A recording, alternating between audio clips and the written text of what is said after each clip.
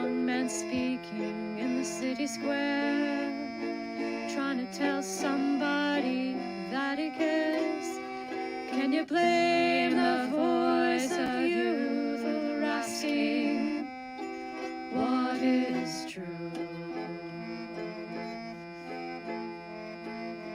Yeah, the ones that you're calling wild are gonna be the leaders in a little while. When will the lonely voice of youth cry, what is true?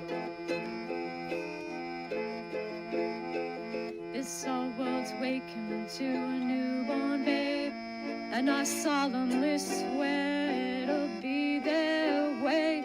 You better help that voice of youth find what is true.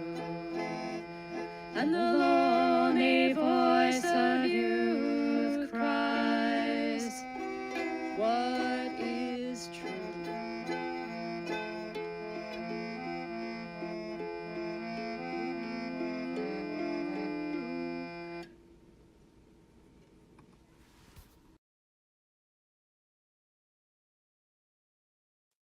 All right, here we are for a zombie-themed zombification of Livestream.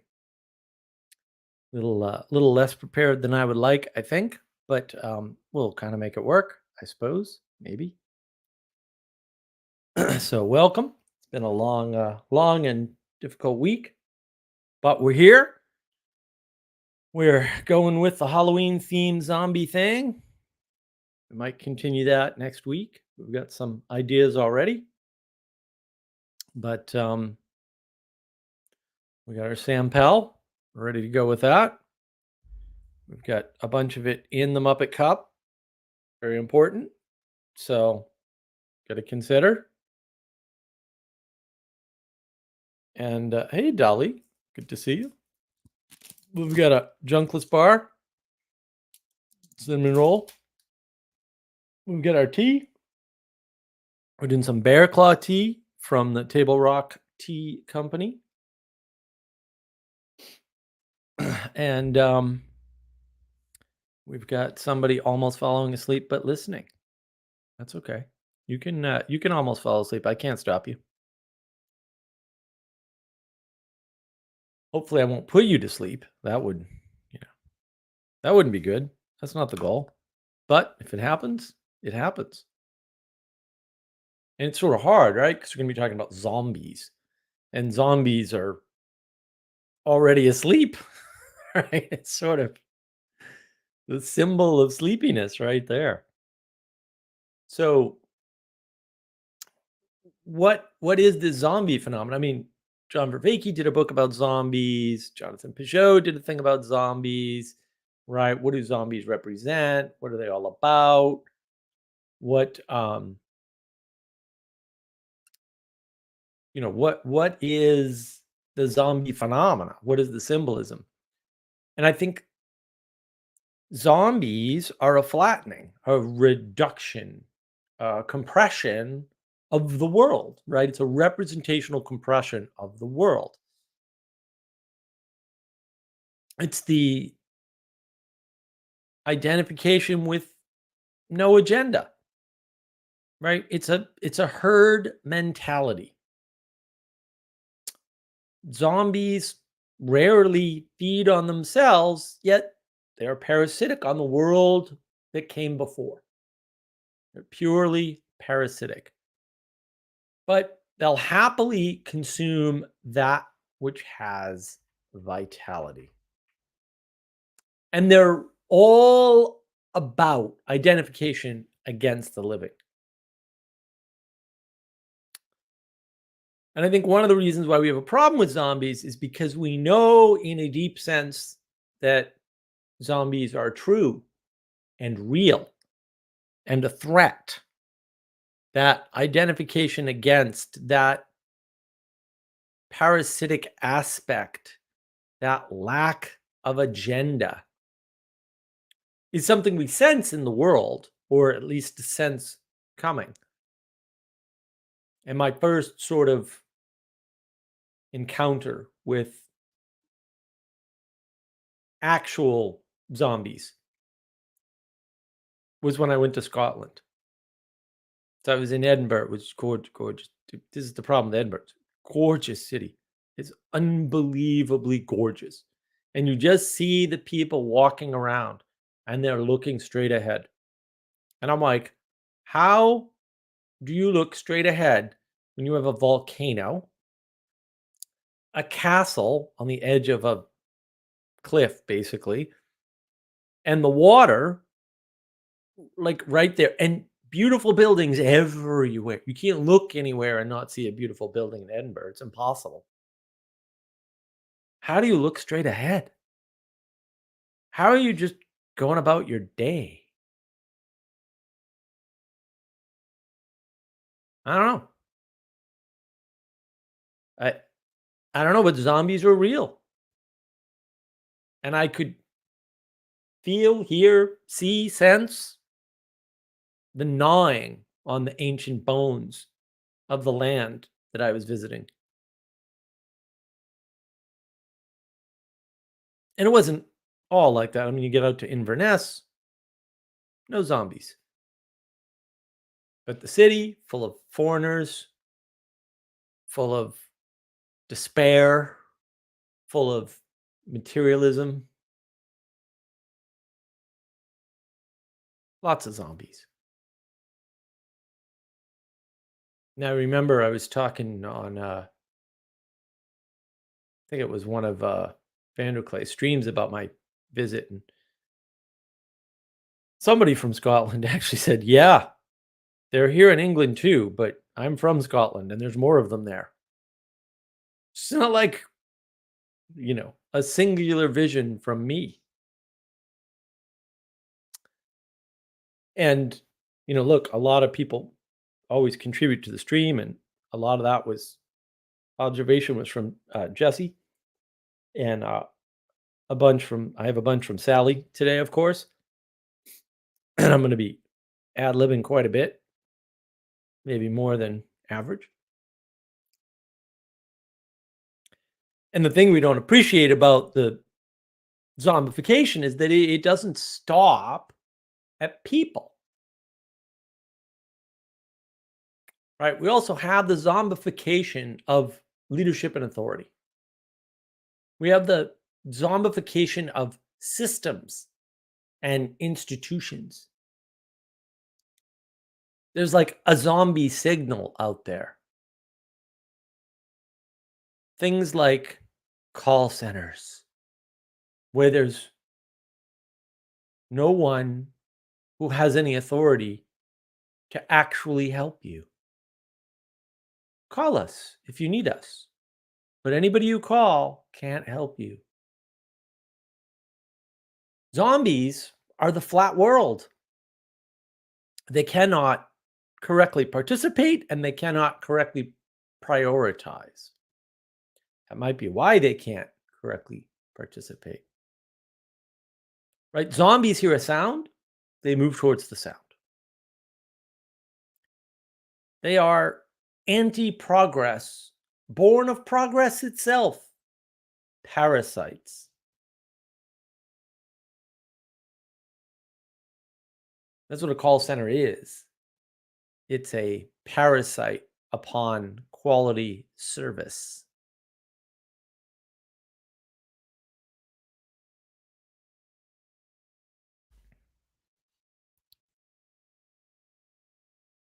And I can try to address that, Deli. How can we help them? Uh, that's a good question. How can we help the world?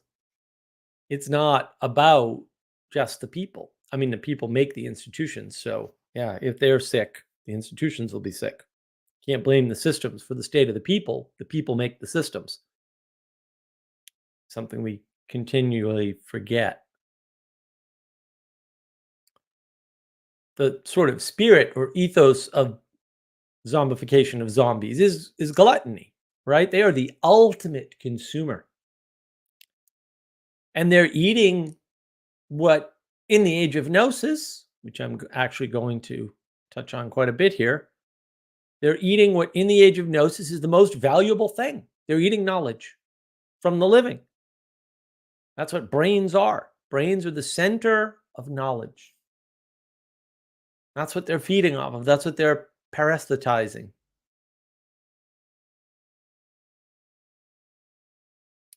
They have no potential, right? They don't even see potential. They have no priority, and priority is a function of hierarchy, or at least related to it. They have no ability to compromise because compromise requires value, value requires hierarchy. They're living in a flat world, and they take no quarter. Just as the material world takes no quarter.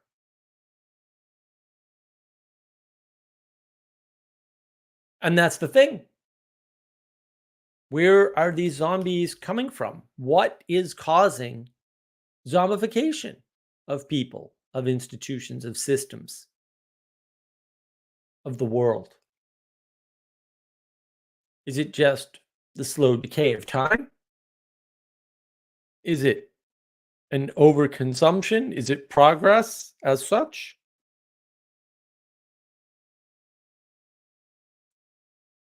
Zombies are wrapped up in the material identification of ethereal things.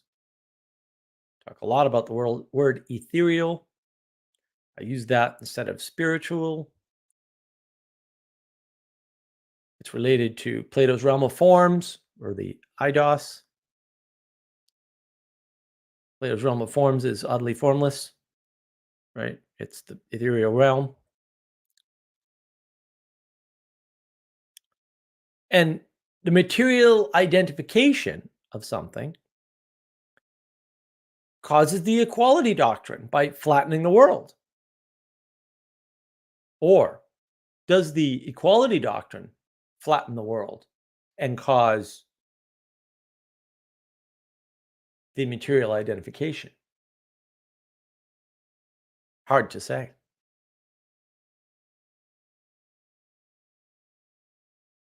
And you'll notice in the movies, in the TV shows, in the zombie lore, if you want to think of it that way, you can see even in the material flattening of the world, lore emerges. The newness, the richness, and hierarchy is always what fights the zombies. If you watch Walking Dead, I haven't seen a lot of it, but I've seen more than maybe I would have liked. It's a good show, actually. It's fairly well written. Just zombies are not. I got enough zombies. I don't need them on TV. You see the hierarchy emerge. Like there's always a leader, there's leaders, there's little groups. The groups all have leaders. They have different skills, right? The enchanted version of humanity is what's fighting the disenchanted version of humanity. That's a good way to think about zombies. There's a disenchanted version of humanity.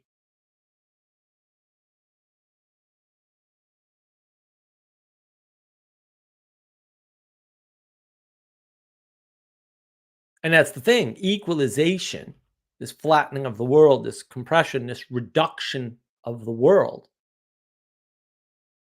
is always top down.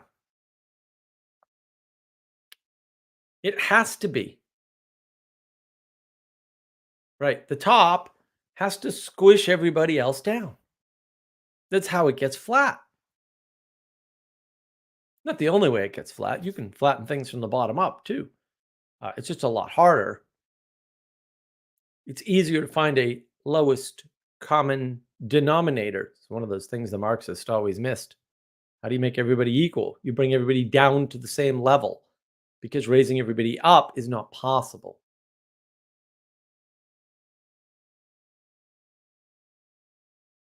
Always missed those crazy communists. And that top down, that's flattening things, right? It's also foolproof, right? It's knowable, right? It's gnosis. It's knowledge. And as I mentioned earlier, yeah, we're gonna go more into gnosis.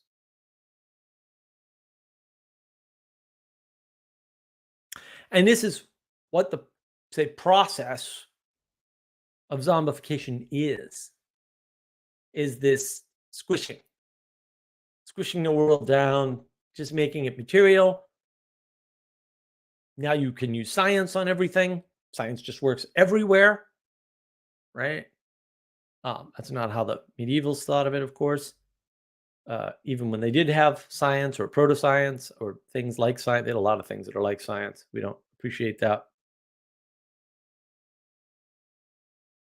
But once you squish things down, once you equalize them by making the material, you can make jobs accessible to all workers. And then you can, I don't know, let's suppose you were of small intellect, but had a lot of time on your hand and was fairly articulate. You could come up with some system whereby the workers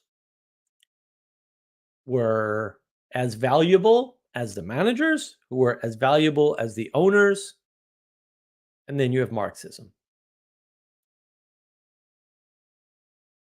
And, you know, did you just call Karl Marx stupid? Yes, I did. He is. Read his stuff. It's dumb. I don't know what else to say. Like, it's obviously wrong. It's full of contradictions. The man's a little retarded. I don't know what else to tell you. It's too bad that he was able to write anything. It's too bad that those books survived. And it's too bad that anybody reads them and doesn't instantly go, this guy has the intellect of a 3-year-old, because he does.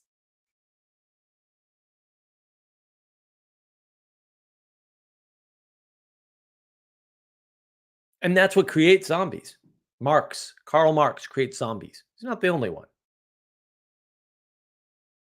And it is, thank you, Erica, deeply related to symmetry. You want symmetry in the world, you're going to get equality. You're going to get equality doctrine. It's going to flatten the world. You want to flatten the world, you're going to get zombies. It's up to you. I don't think it's a good idea, but that's how we got here. You want equality, you get zombies. Zombies are equal. They all follow one another. They're all the same. They have the same goal. They are the crowd. They are the mob. They are the result of normalization as such. That's why I'm not a big fan of using normal as a standard. I don't think it's a good standard.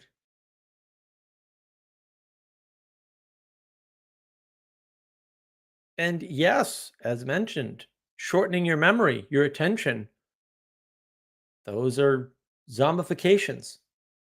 And technology is really good at it, right? Because technology is based in material. And technology tries to fit you into a flattened view of the world. What are you? Oh, you're a click or an impression or a conversion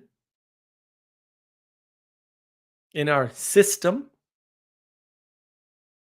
That's how you interact online if you're running an online business with your advertising. Advertising itself has lost intimacy through gnosis. Knowledge destroys intimacy. And we can get into, well, in the Bible, the definition of knowledge is quite different. Yeah, in the Bible. How many people are reading that lately? Could be part of the problem, or at least a contributing factor.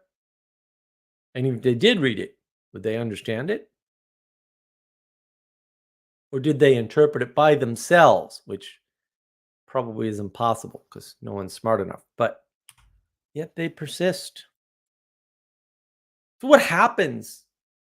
What causes, say, the zombification of something like a system or an institution? The patterns of the world that people sense, because we all sense them intuitively, get converted. They get squished, reduced, compressed, flattened into procedures. Zombies. What happens when you flatten quality? You get quantity, you get measurements, you get metrics, and then you can compare them. You can compare your measurements yesterday versus your measurements today, right? Line go up, good, right? What's the quantity? How many viewers do I have? Not many, by the way. Not today. What are the metrics? We're going to use the metrics. How many people saw my tweet? Apparently, quite a few people saw a bunch of my tweets. I had no idea because I wasn't paying attention to the metrics. Finally, pay attention to my Twitter metrics today. And I'm like, oh, wow. This tweet got 4,000 views. This tweet got 3,000, 2,000, 1,000, almost 1,000. Wow. This Age of Gnosis stuff, which is very much related to zombies, is very popular, apparently. Lucky me. Substack coming soon. The flat world is a proceduralization of the world. It's not even a map. I always talk about confusing the map for the territory, blah, blah, blah. It's not even, it's way worse. It's way worse because you're fooling yourself into thinking you don't have a map because it changes. Ooh, procedures, they change. Or they at least have some cyclical nature to them, but do they? They are parasites upon the patterns of the world and the richness and fullness of the enchanted world in which we all reside. The flat world solves all problems by universalizing them into zombies. Lowest common denominator. Just need some brains. Let's take an example. Let's look at homelessness. In a flat world, homelessness is just a state of being that we can solve by providing people a home. Problem? People lack quantity home. Procedure? Give people who lack quantity home a home. Problem solved. But this is a compression, a reduction. It's an oversimplification. It's devoid of an intimate connection, intimacy crisis, with the lives that are in the situation we call homelessness. The whole concept of homelessness is already bankrupt, bereft of useful ability.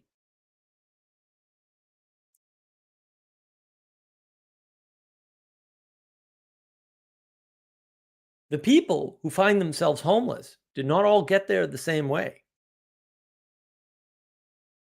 The largest group of homeless people are mentally ill. You can look that up. You won't, but you can.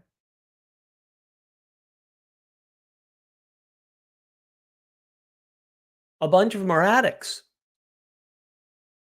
Some of them fell on hard times. And if you just give them a home and they can get right back up, sure. Not most. Not most. And, you know, a lot of people think to this day, oh, yeah, you just give homeless people a home and problem solved. You know how many times it's been tried on a large scale, on a small scale? It's been tried on all scales, all kinds of scales. It doesn't work. We know why it doesn't work. You don't know why it doesn't work because you haven't looked. We don't look. We don't seek knowledge correctly. We're zombies. We eat the brains of other people. That's why AI is so attractive. Ooh. AI is a big brain for the zombies to feed off of. Brains.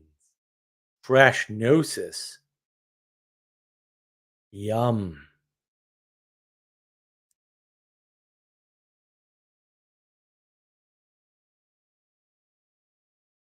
This whole idea of flattening the world, we're creating a world devoid of life, devoid of the ability to be intimate. It's a shadow, a mirror, a faint whisper of what was and what could be. It's a reduced, flattened, compressed world to what is here and now. Mindfulness, anybody? Ooh, be mindful of the present. Zombies. That's how you make zombies. You want zombies? That's how you make zombies. No time, no past, no future, just brains, just brain parasites, gnosis parasites, here and now. And eventually they're going to win. They're going to keep eating. When they run out of brains, because it's all zombies, what's going to happen? We've got our AI. We can feed on it for now. And we've sanitized it so it won't tell us uncomfortable truths. Whew. Can't have uncomfortable truths.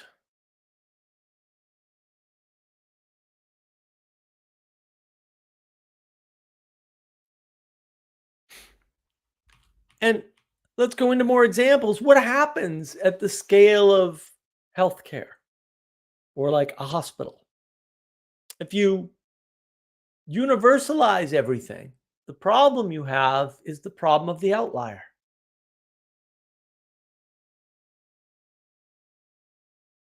One person goes to the emergency room. They put them in a queue. They give him a number. You're number 10. Takes 2 hours to get to number 10. They get to number 10. He's dead in the seat. What do? We need a solution. We've already squished down the healthcare and medical system to hospital. Any solution we have for that one incident has to be universally applied because we flatten the world. Everything's equal. We have to give everybody equal treatment.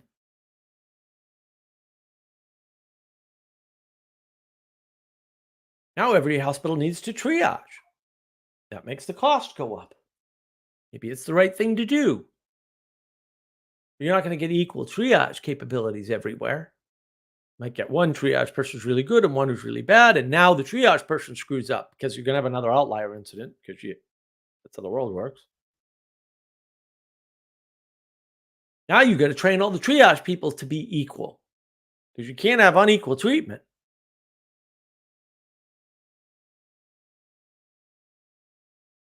But not everybody can be a good triage person. So you have to train them to some standard that a lot of people can meet because we need a lot of triage people. It's not one or two, right? We've got more hospitals than one or two.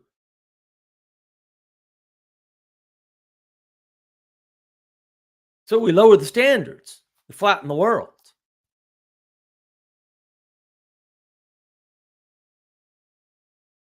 Yeah, the medical care may be free, but it takes 6 months. I had a friend years ago, Canadian, came down to our, excuse me, Boston office, and he was telling me a story. He got sick, went to the doctor. He was feeling dizzy or something. Doctor said, "Well, you probably just have like a cold. Can't find any signs of a cold, but it's possible that you have a brain tumor. I can't get you an MRI here in Canada in less than 6 months unless I admit you to the hospital." So he admitted him to the hospital, got him an MRI the next day. Didn't have any brain tumor. Now you've got waste in the hospital system because you're admitting people that don't need to be admitted. You're using up a bed, blah, blah, blah. That's what happens when you zombify an institution, a structure, a system. You get weird results. And everybody complains about the weird and obviously wrong results.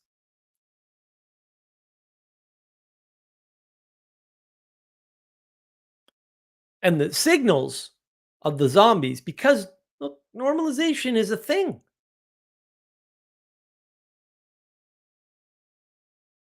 We kind of have to be tribal at some point.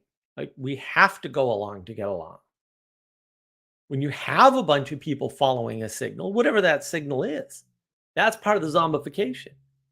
If everyone believes the same lie, they'll act as if. Or if you think everyone's believing the same lie, and maybe they're not, and you missed it. Maybe a bunch of people are doing the same thing for very different reasons.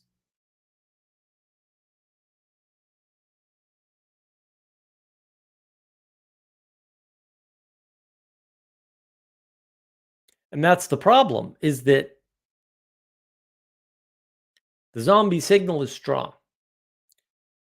It's not just some external force flattening the world. And let's look at another example. So we'll go back to call centers. You're replacing someone's brains or their intelligence, right? Their ability to think, the quality of their interaction with people, right? And the concept of helping, their ability to provide quality help, right? And the hierarchy, like some support people are better than others, right? You're replacing all of that with metrics, with measurement, with numbers.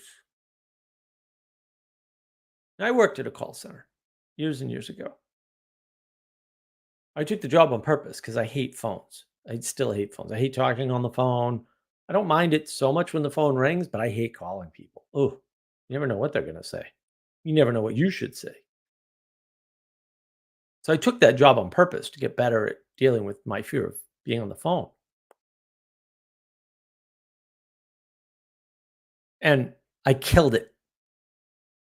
They hated me, my coworkers, because I destroyed them.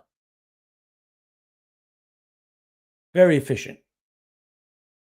I actually broke the record for all the call. It was a big building with all the call centers in it. It was the headquarters, North American headquarters for a tech company. I destroyed all the records for all the call centers for all the products on the second hardest product to do tech support for. And you only do that by getting lucky, because let's not overstate it. But I would take 40, 45 calls a day at a minimum. Most people would take 10 or 12. 8 hours. Don't ask me how they only manage 10 or 12. I don't know what my call center support ratings were. I never cared. Still don't. I got paid by the hour. I know my zombies. In a call center, you're reducing the hierarchy. You're reducing everything down to procedure and measurements. We have metrics. We don't know why we're taking the metrics, but we measure the metrics. We compare the metrics. And that's more evidence of why the metric system is evil. No, really, it is. Age of Gnosis, indeed. When you flatten the world to the material, you say, you know what? You know what's most important in the world? The temperature at which water boils and the temperature at which water freezes. And we're going to index our human experience based on this material set of events. The boiling and freezing of water. Because look, we use water all the time. We cook with it. So totally makes sense. We're going to flatten the world to that. Doesn't work. And then when you dig into the history, and it is actually a fascinating history. What's the guy's name? Is it Charles Fahrenheit? I forget. Anyway, the Fahrenheit system. The guy who did it, used the mercury and the qualities of mercury. And there's some deep math in the indexing system for the numbers that has some interesting side effects, basically. But I mean, he wrote about it. He did it deliberately. He knew what the hell he was doing. He was a mathematician, among other things, if my memory serves. The metric system is a flattening, a reduction, a compression of the world down to the material, down to the observable material change in the state of water. And it doesn't work. All the metric system reductions don't match human experience as well as the imperial system does. And people have observed this time and time and time again. They come to the US, they go, huh, the way you guys do weights makes more sense for how I carry objects. I can tell by the weight of an object roughly how tired I'm going to get carrying it. Can't do that in the metric system because the scale is wrong. The change in the numbers doesn't match the change in your experience quite so well. Look, imperial system's not perfect. It's got lots of flaws, but it's way better than these metric systems.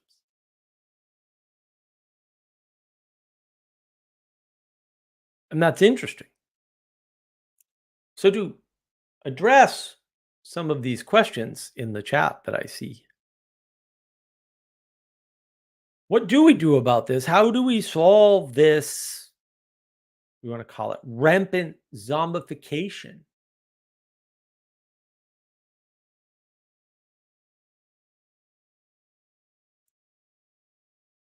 And I think the problem with all of these issues is that John Vervaeke talks about this, a lot of people talk about this. Problem formulation and definition is key to solving problems. Zombification is a problem. It's definitely something that is created and can be solved.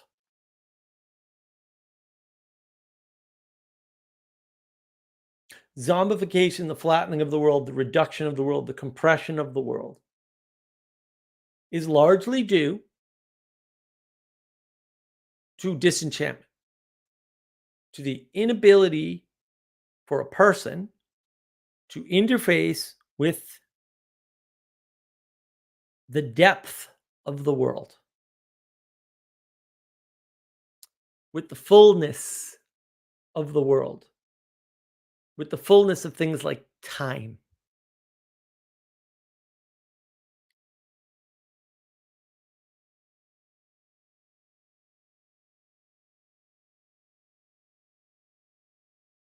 And it's the fullness that Danny alludes to here in the comments. How do you quantify laughter, love, caring, joy, happiness, struggle, suffering, depression? I can't. And if you can't quantify it, can't apply science to it. What do you think happens when you try to apply science to something you can't science? Well, you have to compress it. You have to reduce it. You have to flatten it. Science flattens and carves up everything. Everything.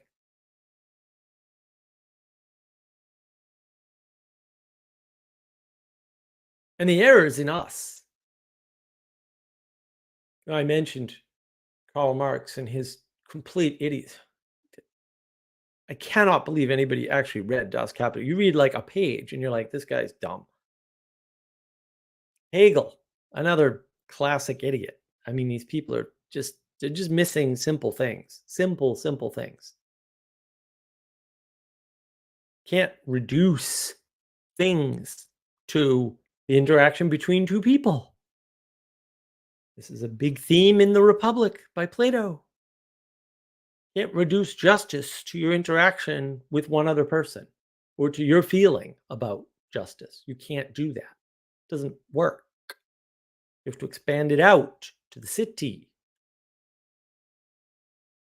Can't reduce depression to the chemicals in your brain. A lot of this is the result of the age of gnosis. Trying to reduce the world to knowledge or worse, information. Look, I'm a computer guy. I love information theory. Claude Shannon, great stuff. I love game theory, right? Is it John Nash? Great stuff. Read the originals, don't read the more recent misinterpretations of either of their works.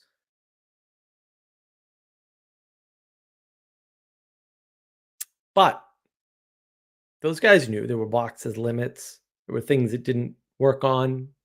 They were never trying to apply it inappropriately.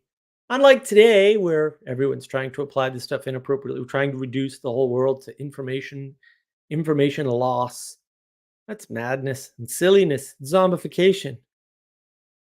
The world's not information and it can't be compressed, reduced, or flattened to mere information.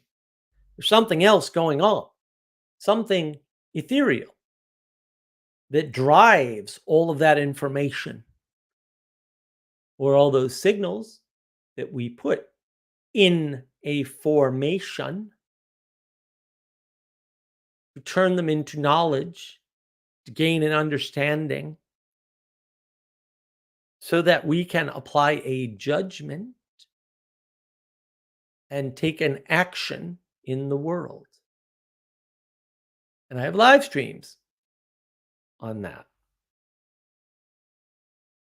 Discernment, judgment, action. Live stream on each of those topics. If you want to know more, you can go there. The age of gnosis, we're reducing things to propositions,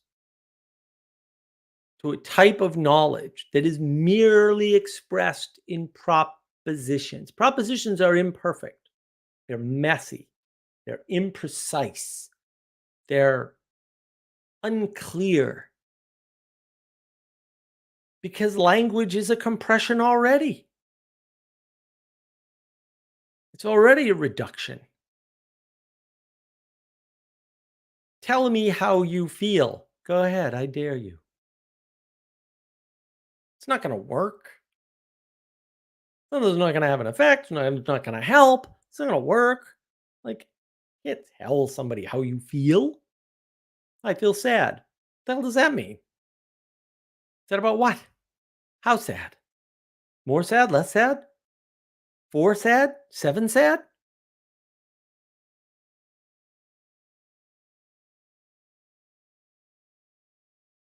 We keep thinking about the world and communicating about the world in terms of propositions. It's great. We can read. We have a common language. We can communicate with one another using these words. Words can be very powerful. You can get very articulate. You can manipulate people with your articulation. You don't have to rely on good looks or bad looks.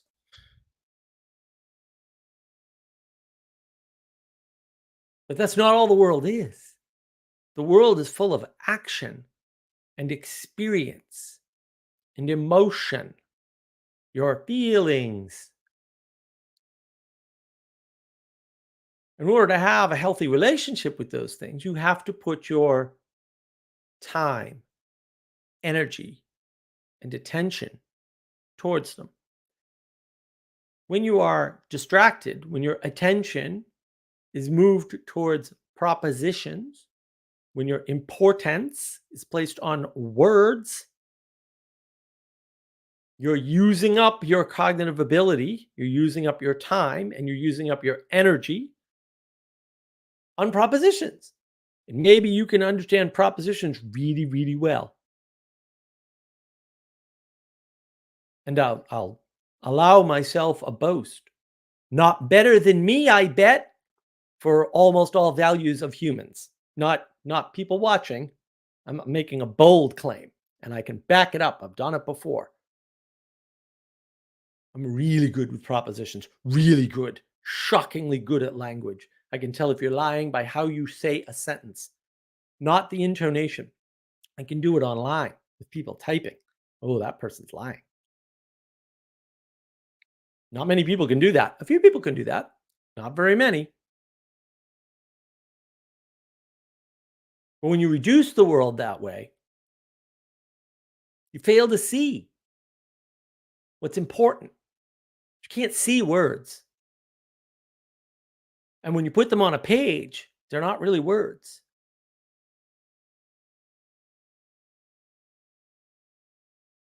Can't see what's behind them. Can't see what generated them. Can't see where they're going. Sometimes you can make guesses. But when you're in person with somebody, there's so much more information. There's so many more signals available to you. And if your time, energy, and attention is set towards just their words, or you have some ridiculously compressed, reduced, flattened procedural understanding of how they should be behaving, sound much like autism? It's not, but it looks like it. How are you going to interact with the world? Can procedures convey pattern? Not very well. Can they convey symbols? Not very well. Stories can, but not mere propositions. Music can convey patterns and symbols, but they're using more than mere propositions. You can make the argument that when you've got music and when you've got lyrics and they go together well, that's a better song. Absolutely. Sting made that argument years ago. I heard him in an interview. It was rather interesting. But is that what's going on? Is there maybe more going on there? Can you reduce that more to propositions? Can you tell me in propositions why you like a particular song? Can you tell me what things mean to you using just propositions? And the thing is, we always forget. At the end of the day, you can say more with an action. You can know more with an experience. You can be more by doing. Propositions are a flattening, a reduction, a compression of the world. And when the ceiling is low, all you have are zombies. And they're the ones bringing down the ceiling. Because what makes zombies other zombies? You'll notice in zombie lore, there's always some vague, unclear origin story. They breeze right past, takes 4 seconds. Oh, there's a lab, this thing escaped. They're doing this experiment, boom, zombies. Rest of the story is about the zombies. And then once that thing escapes, it's usually not the starting thing that creates the rest of the zombies. It's getting bitten by a zombie or scratched by a zombie. Once the materialism spreads, you get more zombies. Once the gnosis gains hold, you get more zombies. Once the science becomes the most important thing, you get more zombies. Where did the zombies come from? They come from misdirected time, energy, and attention. It causes a form of stupidity like Karl Marx had, where he thinks somehow all workers are equal. You ever work at a factory? I worked at UPS. You know who the number one unloader at UPS? Me. Me, that's who. Me. I was. Not on my shift, in the building for all 3 shifts. I smoked all the records. Every single record smoked. It was not the fastest sorter, which is interesting. I was the fastest unloader by far. I was so good at unloading, they gave me overtime to unload on the previous shift. The previous shift. I screwed that up one day and got in trouble, but I was able to straighten it out. The other workers were pissed. It was a union shop. This is why I hate unions. I worked at a union. Yeah, not good. If you're an outperformer, an overperformer, or if you like to do good work, you don't want to work at a union shop. Everyone will be pissed at you because you make them look bad. Karl Marx should shove that right up his you know what. That's the problem.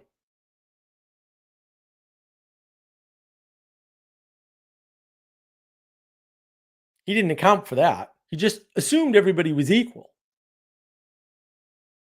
When you reduce things down to you or you and one other person, you're reducing the world. You're compressing it. You're flattening the world. You're zombifying everything. A lot of philosophers, we'll call them recent philosophers, or so-called philosophers. I think everybody after Aristotle's a sophist, personally. And I mean that as the worst insult, as it was known in Plato's time and Aristotle's time. They all flatten the world in a ridiculous way. Absurd. It takes 2 seconds to figure out what the hell's going on and how stupid they are. But we want so much to believe that one clever thing they said once, wrote once in a book, is so brilliant that it redeems all the ridiculous things they said. It does not. We're living in this world where our time, energy, and attention is going towards propositions, towards maps, taking us away from territories. What do you think AI is? What do you think VR is? What's virtual reality? Why would you need that? You have real reality. Why would you want a flattened, compressed version of reality that's reduced to ones and zeros? I'm a computer guy. I love that stuff. No thanks. Have I done VR? Yeah, I did. My cousin had a VR helmet. He let me use it. It was fantastic. I had a blast. I was like, oh, this would be kind of cool. Expensive hobby. It'd be neat. Spend time with my friends that I don't live near anymore. We could all spend time kind of together in a video game. Might not be bad for an hour a week or a couple hours a week, something like that. Maybe. I don't know. But I'd rather go visit them and be with them in person because there's more information there. There are more signals there. There's more ways to interact.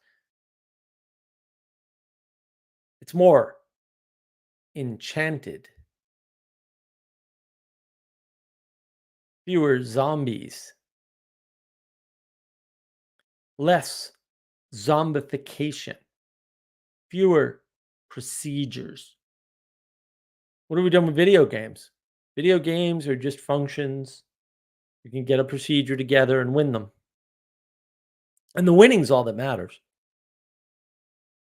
Except what happens when you just win the video game? Now you want to see how other people win the video game. Why? Why would Twitch be a big thing? I mean, personally, for me, I'm like, why would Twitch be a big thing? Because Twitch takes you out of the video game. Which I was always like, yeah, I could just play that game. Why would I want to watch somebody else play that game? And I suck at video games, so watching other people play a video game means I get to see more of it because I'm terrible at video games. Because you get to see the quality of their play.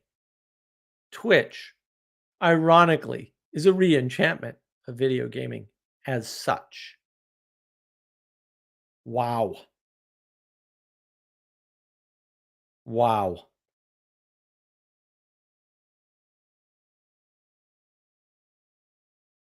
And why are we zombies? Why do we have a young generation of zombies? Because they've been taught to pay attention to the wrong things. And I'm going to do videos on this at some point, but your cognitive ability is limited. I got news for you. I don't think that's a super controversial sort of a statement. I suspect that if you spend all of your cognitive ability on propositions, on material, on the flat world, if the skills you sharpen and develop and hone and maybe overdevelop are all around interactions in the flat world, propositions and procedures, then maybe not only do you not prefer the enchanted vision of the world, maybe you can't see it. Maybe you no longer possess the eyes to see, the intuitive ability, the cognitive ability, the cognitive energy, because you're putting all your energy towards looking at exactly this flat vision and knowing it perfectly well so that you can jump through that hoop and win that next big boss level. You can get it done as efficiently as possible. And maybe if that's where you're spending all your cognitive energy, you haven't honed the skills of the poetic way of informing the world. See my model video, the knowledge engine model. You want to know about the age of gnosis? That's the beginning of understanding the age of gnosis. You want to know about the flat world? I've got a whole playlist on models, right? I've got numbered videos with slides. The first 4, there's a fifth. Fifth is pretty good too. Those are good. Those will show you the view of the world, where the zombification comes from. They'll show you how other people, maybe even you, are viewing the world, where they're stuck and where the view of the world needs to go. And it is an expression, an early and probably ugly, because it's a couple of years old now, expression of these concepts. These are not new concepts. I've been trying to express the same thing for nigh on 4.5 years now. When I first saw it, maybe 5 years. It's been a long time. And hopefully I've gotten better at expressing it, but there's always room to go, I think. And that's why I'm experimenting with. So I think next week we're going to continue the monstery Halloween-y type theme. Let me know if you like that idea. In the meantime, if you'd like to discuss zombies or really anything else, because we don't have to stay on topic. That's not what this is for. This is more for enchanting the world. Jump in. Enchant the video by interacting directly in mostly real time on the stream. The link has been sent out to the peoples. And at some point, I'll get to pin it on my channel. I am going to shoot the person that thought this up.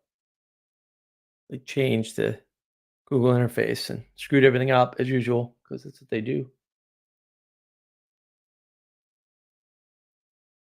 Bear claw tea is good. I like bear claw tea. I'm definitely going to need some Sampel. So yeah, I think I addressed most of the questions as I went in the chat, but feel free if you don't want to jump in to chat away. I'll try to do my best to help you out. And I'm glad Benjamin Franklin liked my drawing. It's amazing what you can do on the internet. They have these little drawing things, and sometimes I can do an okay job of them.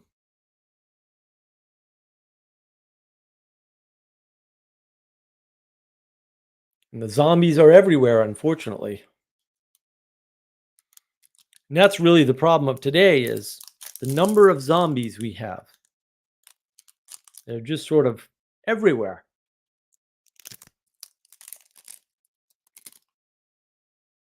That's probably why the Walking Dead is so popular, right? Or was so popular. Is it still on? I don't think it is. We're definitely seeing the zombies. We're definitely expressing the zombies. I think that Vervaeke goes over that in his book.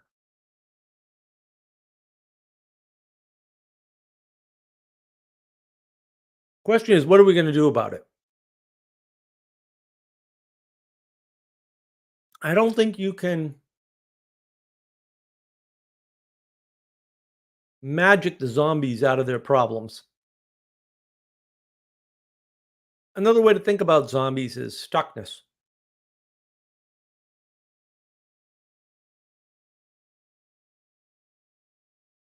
Zombies are stuck, right? They don't have brains, knowledge.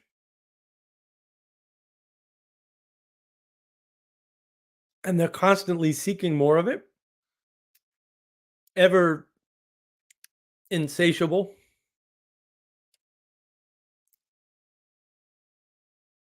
Ever seeking, right? And they're always the end of a legacy of progress. Whatever kind of progress they come from, it's usually some lab experiment, right? That happens. And then they self-replicate like all good parasites. So they're stuck. They can't tell that they're human in some sense. Right? They're acting as if they're not human. And that idea that they're the result of a death or a continuation past that which is natural.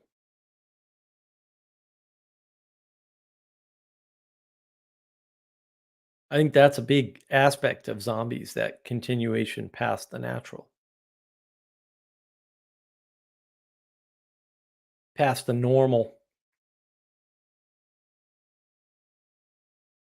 Sort of beyond the end.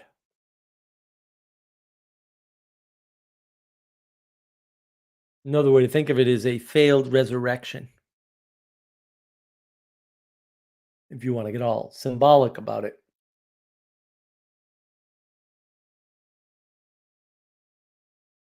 And you notice the solution to zombies in the movies is more death. It's a fundamentally parasitic, never-ending, nihilistic cycle. But you can fix people who seem to be stuck in zombie land. You just have to show them that they're stuck. You have to get them to engage with their own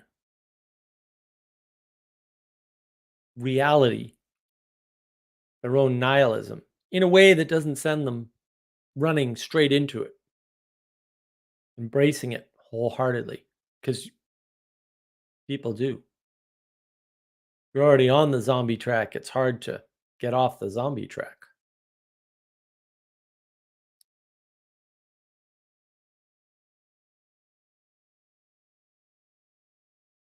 How do you unzombie your political system?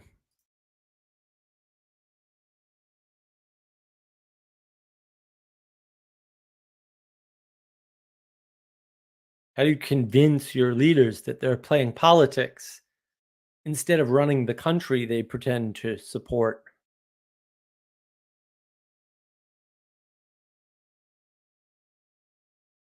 They've reduced the world to politics instead of re-enchanting it with the people that are impacted by the decisions that they make.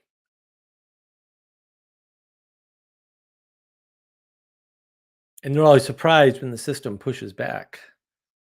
The zombie never sees his second death coming. The zombie's just focused on the brains. The academic institutions don't notice how corrupt they are. They don't notice that they're no longer imparting knowledge into the heads of children. And when you tell them, they don't believe you. Oh, it's not that bad. That'll never happen here. That'll never happen at my school. That'll never happen in my discipline. That'll never happen to my Australian friend Jesse. Hey, Jesse. Hello. Welcome. To Hello, the my Outfit. non-zombie, upside-down future man. Future. Australia's in the future. It's Saturday. Yeah, essentially. Yeah. I guess. How you doing, sir? Good. It's been a long week. It's been a short year, but a long week, and I fear the coming of the undead every every other week. This week, not for me, but Okay. yeah, Actually, I wanted to it start was a busy week for me though. the undead. Oh, I like it. So I made this. It's my You memento made mori. that? Yeah, it's a skull. How did you make that? wax. That's cool. Well, I took an existing one and I made it better. Oh, I see. Yeah, yeah. It's meant to be a candle, and then yeah, I made it better. So I had a skull candle years ago. It was great. I loved it. yeah, I think it's one of the things we've lost is that reminder of death. And I actually did some notes before coming on, jumping on the stream. I thought one way to start this conversation in a different way was to look at the loss of traditional burial rites or ceremonies or funerals. Mm. And they've how been that's replaced with zombie movies. They've been replaced with well, it's actually the Western Spock Buddhism, which is just to blow the ashes into the wind. And often that's depicted in a number of different ways as being a very lonely and less communal ceremony, rather than the Western idea, which is, you know, it's the village, it's the townspeople, it's the acknowledgement of Of the loss. of the loss. Yeah, you could say. Yeah, also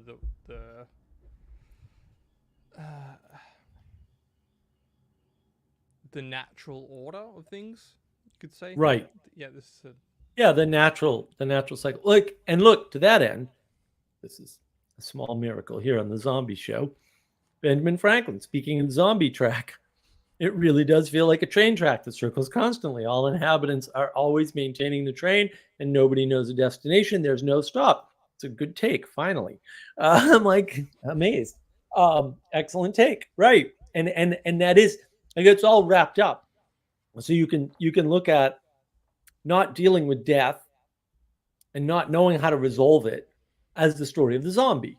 So you die, but then you're not entirely dead, and all that, it just increases. Like the death in a zombie world increases because more people die and become zombies. Like there's never a lessening of the zombies in any real sense, because it just all humans are replaced by zombies, and it can't end any other way. You know, technically, mathematically, materially, right? It's devoid of miracle because it's all material. And it is the way they deal with death. We don't want to admit that death exists, but if death doesn't exist, observation tells us that zombies are the only answer. And it is circular to that excellent point. Like it's absolutely circular. yeah. Have we touched on shamanism yet? Because that's another aspect that's going on here. Often there's a couple different mythologies of zombies. The predominant one, I would say, is the Tibetan Book of the Dead, as well as the shamanism of voodoo, where you do see that manipulation of flesh, and materialism is the primary right catalyst of desire, control, consumption. So, yeah, we could talk about that for a second. I think that's actually that lack of free will is something that people either project into or want to project onto themselves as a false safety net or comfort. right If it's just the politician's job to sort out your community or to, you know, your fire alarms or your fire department, then yeah, you give up your control, you give up your involvement, and that's a false wet blanket. So yeah, which just creates a mentality of always looking at the shadows of things rather than the actual events. Well, in zombie, I talked about this. It is a shadow. It's a mirror, right? Danny, a zombie does not permit the possibility that they do not fully, I like that exemplification, Danny, know, or that they could be wrong. If the zombie could see that it was a zombie, it would not be a zombie. I think, yeah, it's a self-defining trap. The zombie phenomena is highly ironic. I don't know if Peugeot covers that, we'll say, as well as I would like. Vervaeke doesn't cover it. He just looks at it as a prophetic foreshadowing. And it's like, no, dude, it's more than that, right? It's more than that. It is the materialist scientific reduction of the world as it manifests, right? It's people going, yeah, we know where this leads. We don't want to admit it because we like the quote control or the appearance of control, because science gives you an appearance, not actual control, right? And we don't want to give it up, but what are we going to do, right? Well, we're gonna zombie our way out to Zombieland, and we're going to work that out in our media with our movies and our TV shows and try and figure out what it means to be a zombie, to live in a zombie world. And also there's the superhero motif. Well, I'm not going to be a zombie. I'm going to be one of the live people living in that difficult community with all those difficult people, like Walking Dead. Walking Dead's a wonderful drama. It's absolutely wonderful, right? It's very human, very, reasonably realistic to these are the types of people you encounter, and some of them are real jerks, but you kind of need them because the jerks tend to be really good at dispatching zombies and still need a leader, and leaders are flawed. And yeah, I mean, all the elements are there. It's a wonderful soap opera in most respects. It's just done with the backdrop of zombies. Why would you tell the same old story, right, with a backdrop of zombies? Well, because that's what you're prophesizing. Right. You still live in the world. You still experience all those types of people that you see in Walking Dead or these other, shows and movies. They're still there. You just want to relate to them in the world to come. And if you think the world to come is zombies, that's what's going to show up in the media. I'm skeptical of this notion. I tweeted about this week. I'm more skeptical that Vervaeke, he caught onto something and then twisted it. So I would like to propose the notion that zombies are always on the horizon. You never escape the possible zombie problem, or zombification or normalization, as you're talking about in your monologue. Mm-hmm.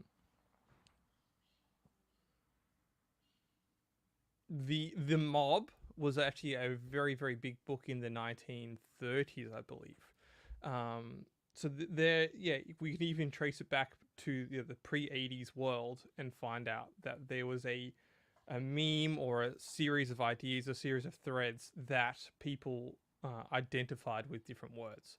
I think it's just this new 1960s, 1980s world that have that the zombie crisis is what is before us, or you could say the competency crisis. All of them up in crisis. Where I think to the point on Walking Dead, where it gets wrong is how quickly barbarism would actually take place. I think Walking Dead tends to really exemplify that middle portion of this cycle of decay and say, oh yes, we can still, we still have these little out camps where we still keep civilization going, and we can find enclaves like a prison to live into. We willingly move into a prison. Like, yeah, sure, okay. It's a great defense mechanism, but for how long? That for me is where the show ended. The show itself, I know the story goes on, and you do live in the prison. I mean, that's more prophetic. Well, that's a Gnostic thing as well, right? It's kind of right. Right. I mean, that's the misinterpretation of Plato's Cave. Video coming someday, I promise. The total misinterpretation, individualistic interpretation of what Plato was saying, which wasn't the opposite of what he was saying, actually, which really annoys me, is that we have no choice, right? Like, we can live free or we can live in a prison. No, you were born into a prison. Get over it. And that's what Plato says. That's what the cave is. The cave is, and it says this, you were born into bondage. You don't escape from the bondage ever. You don't know different. If you could know different, because the gods effectively made one person know different, it wouldn't work. when he says, "Oh, you're talking to he goes back into the cave." Nobody goes back in the cave. Nobody gets out of the cave ever. Plato says nobody gets out of the cave. Goes back into the cave and then tells people, no. If you were freed from the bondage you were born into and you told people, they wouldn't believe you because they were born into the bondage too. It just wouldn't work. Uh-oh. Okay. Sally. Oh, let's see. Let's turn me the right way up, huh? There we go. I have listened to none of it. I have no idea where you are. I did the call center just for you, and you didn't listen to any of it. Great. I'll listen to it. Future me has listened to it and may or may not approve. I don't know. May or may not approve. Wow. Now I've got a standard to live up to. I don't know. I'm You not going to always make do. proclamations for what future me will do. That's a terrible plan. Perhaps this is a relevant cultural thread. Obviously, I'm going to talk from that aspect that the modern depiction of zombies starts with the southern house being attacked by zombies. That's the Night of the Living Dead. Then we move into zombies attacking suburbia, which is the land of the dead, and then all the fellow survivors, is a saying, which is an interesting word there, move into a mall. That doesn't work. The next is the zombie crisis comes into cities. That's land of the dead, and that's San Diego or California, one of the two. And then they go and live in a U.S. Treasury den or bunker. That doesn't work. Yeah, you can watch Land of the Dead. That's 1985, and then it moves into you have complete cities. So 28 weeks later, so that's the complete civilization is flooded, and then you move into and where do the survivors in that ironically move into more of the country, so we're getting more further and further out from civilization on a mass scale. And then you get the last big zombie movie, which was World War Z, which is everyone has to go and move into an abandoned island, and then. But what about Z Nation?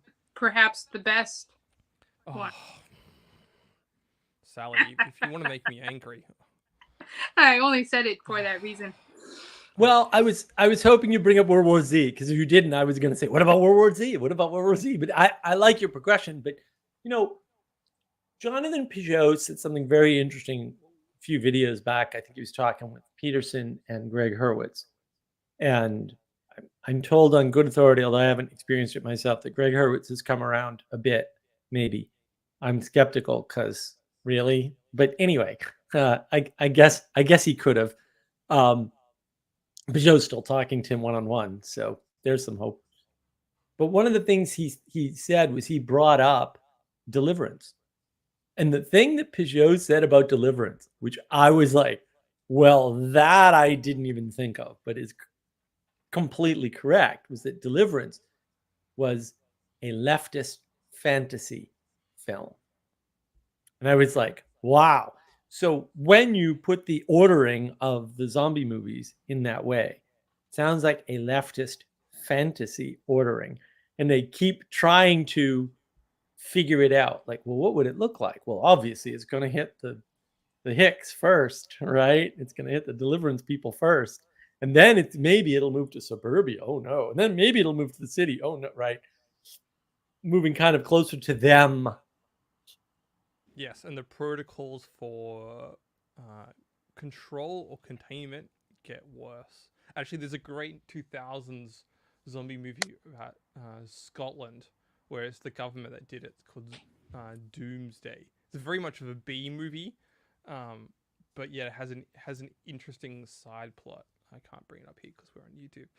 But yes, it has an interesting side plot. You'll say about the willingness of the establishment to allow peoples outside of a bordered zone to suffer.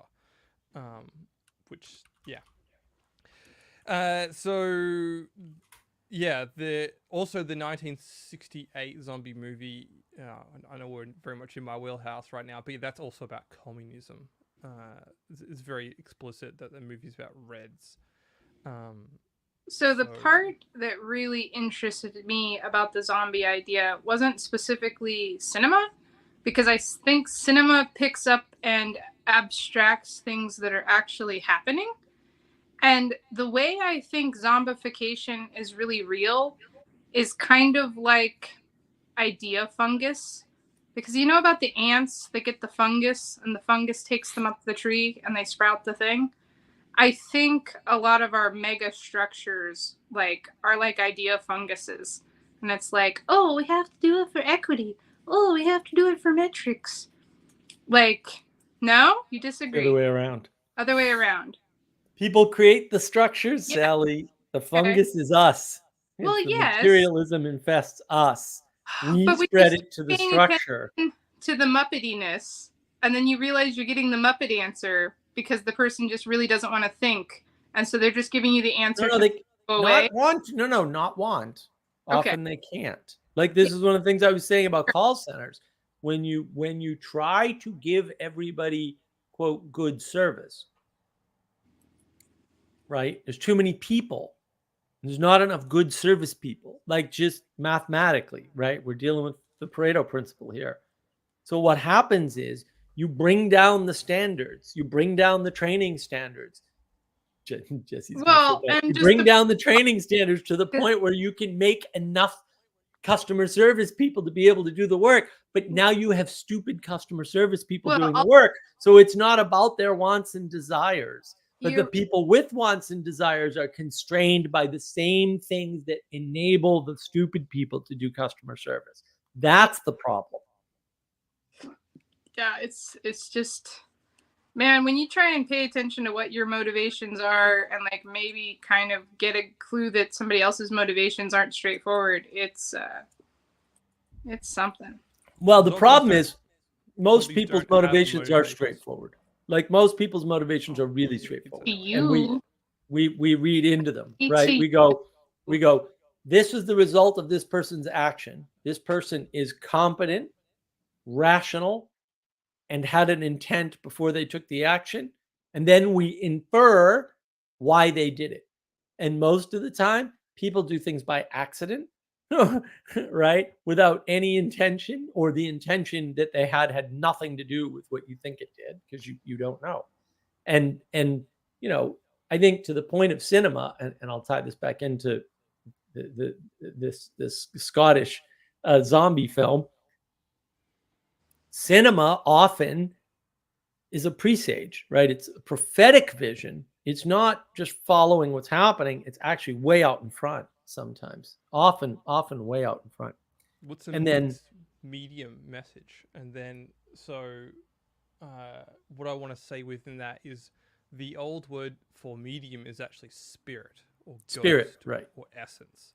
Right. So when you're mixing mediums, obviously, which is shamanic, by the way, not something that all cinema or all mixed medium storytelling is, in essence, occult or magical or shamanic, but you do have to be aware that that can happen. Billy Graham, sorry, side tangent of a side tangent. Billy Graham did say that there was a demon inside of the Exorcist movie reel, which could be true, but also think everyone misunderstands the Exorcist. Nevertheless, there's in a sense that what mixed media does or medium does is that it exposes a part, the shadow that we're not willing to look at, and often that has far-reaching consequences or a narrative that will play out. Right. So- Well, and who does movies? The forward-thinking, action, highly intelligent. Like you can't be stupid and do movies. Well, when you do, you get modern cinema, or recent cinema, I should say. Right. All the recent Captain movies, Marvel. past 10 or 15 years have sucked, pretty much without exception, or with very few exceptions. But the Scottish thing, for example, when I was there, right? It's that movie that Jesse referenced came out in 2008. Right. So when I was there in 2021, something like that, they knew their government was doing that to them. Like they knew this was happening. Like they were well aware, oh, our government's screwing us. Like they all knew it. So that's where the real sort of problem comes in, is they knew what was going on. They knew what was hitting them. They knew how it was going to go. So that happened. right? The movie from 2008, Manifested. And as somebody who was in Edinburgh watching zombies run around where the Scottish Parliament is, which is, oh my goodness, what a horrific building. Haven't Oh, been it's yet. just I need terrible. to go, but I haven't been yet to see my countrymen. Some aspects, Australian, Scottish. The zombies also represent it's like a false awakening. So it's a spirit of chaos. It's not the enlightenment or the awakening spirit that produces vitality. It's a spirit of the undead, literally. And what does that do? It creates a paralyzation, a humiliation of the people. They're completely paralyzed, and often there's the which is where we get the Chinese thing about zombies, which is the Chinese metaphor for zombies is that stiffness, is where they're unable to be flexible, and kind of walking in those straight lines or bumping into things or kind of have that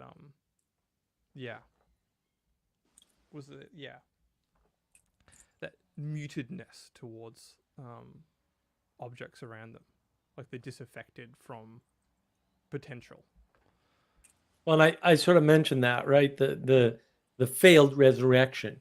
It's right. It's like that inability to deal with death at all, and that's sort of trying to resolve that. Like there's so much packed into zombies. Like you think of zombies as this flattening, simple thing, but actually, there's all this stuff that emerges as the result of the zombies. None of it's good, by the way. Emergence is not good. The emergence from zombies is all bad, all of it, actually. And maybe next week, I don't know if we're going to do werewolves or vampires or what we're going to do next week. We'll do one of the. We'll stay on theme, I think, and you'll see more of that. You'll see more of sort of like the way you tell something, a bad thing from a good thing to some extent, is whether or not it generative aspect is positive or negative. And part of negative is fundamentally parasitic. It's not the only way it can be negative, but that's part of it. We should ask for monster preference votes in the comments. Absolutely. Monster preference votes for next week's stream. Vampires, werewolves, ghosts, mummies, whatever else you can think of. Yeah, we can look into it, especially if we... Wraiths. Wraiths. What I do want to say is that Wraiths are... Oh, gosh. What I want to is maybe you could see that zombies are the lowest order on the monster chain. So, like, once you're a zombie and often popular myths of zombies start this, that the zombie eventually has to mutate because the materialism fails, so you have to adapt to the arena, which the arena is chaos. The underworld is now becoming the living world, and so zombies take on different shaking-like abilities and become often in the Slavic tradition. It's Gugoi, which is it's a zombie-like vampire. So the Gugoi is a vampire, but it can only come out at certain times. I think the Americans made a movie called I Am Legend with Will Smith, and it has. Oh yeah. Yeah. Has those. A good movie. Book's better. Well, I think, but I think the interesting thing about zombies is we're always telling monster stories. You can't go back in history and not have monster stories. And so it's reasonable to ask, well, if there's all this secularism everywhere, why the hell are we telling monster stories? And then what's the most popular monster story in the secular world? What's the rising, call it the ascendant monster? It's zombies. Well, that's weird. But zombies are in some very real sense, actual quantifiable sense, not ironically at all, the simplest form of monster. They have the least capabilities. Vampires change, right? They have transformation abilities depending upon 2 or 3 forms, whatever. They have all these aspects to them, like they can't be seen in a mirror, right? There's all right. They're sensitive to sunlight or garlic or both. Anne Rice is an idiot. Don't just ignore all her garbage when she made them into gods, right? Werewolves, transformational, based on the moon, right? If special power ability, like all the other monsters have like all these, upsides. Zombies are less than where they came from by any possible conception, right? They're spawned from a death, right? Vampires are not actually spawned from a death, right? In fact, they defy death. Like they live on well past their prime, effectively, right? And that's sort of the issue, is that zombies are in some way the flattest possible monster, right? They're the most compressed, the most reduced idea of monster. But even when you're secularizing the world and taking, we'll say, all of the enchantment out of it, the monster is still there. And the monster is stalking you now. Right now, the monster is actually stalking you personally. Like maybe not directly, but eventually that monster is getting you. And that monster replicates through touching you effectively, right? And what's it stealing? It's stealing the most valuable thing in the age of Gnosis, which is knowledge. Well, and pieces of you are perpetrating the creation of zombies. Because when you talk to your grocer and they're like, okay, put your card in, and you never bother with the hi, hello, eye contact, you're taking their knowledge, they're taking yours, and you're not being human with each other, you're being zombies with each other. And same like when you call a call center and they're like, okay, I'm gonna need some further information to open your account, and you can't hear your problem for 10 minutes because that's their thing, and you can be mad at them and you can perpetuate the zombification, or you can acknowledge the zombification and you can treat them like a person even though they're trapped in a probably dismal call chain where they don't even get to pick up the phone. Well, that's how you beat the system. Yeah, the same with your doctor, the same with the cop, like license and registration. Right. You can be like, hello, officer, have you had a good day? Hope you're staying safe out there. Like you can defeat that by not feeding them your brains. Right. No, you're right. You're right. You don't have to follow the procedure. Return to sentiment. And maybe they do, and you can have some form of sympathy for the fact that they do. This is why we have to represent monsters. This is why you have to create a visual for the demon. If you can acknowledge the zombie as external to yourself, you don't become it. Right. And zombies are an identification against. Right. I did want to deal with Jamie S. question here. Let's see. Ooh. What kind of monsters would the quote queen bees of zombie hives be? So this is the thing about zombies, right? Vampires effectively have covens. They have hierarchical groups. Werewolves have packs. Okay? Everywhere you look, everything else has a hierarchy. All I can think zombies are flat. They don't have an equality thing. Mark, and there's no queen. They are fundamentally individualistic monsters because they come from the age of Gnosis. I know that it's wrong, but when I read that question, all I can think of is Kamala Harris. Yes. Right. Well, and the thing is, but it's not wrong. That's the problem. Well, is that it's not wrong. But the thing is, this is the irony.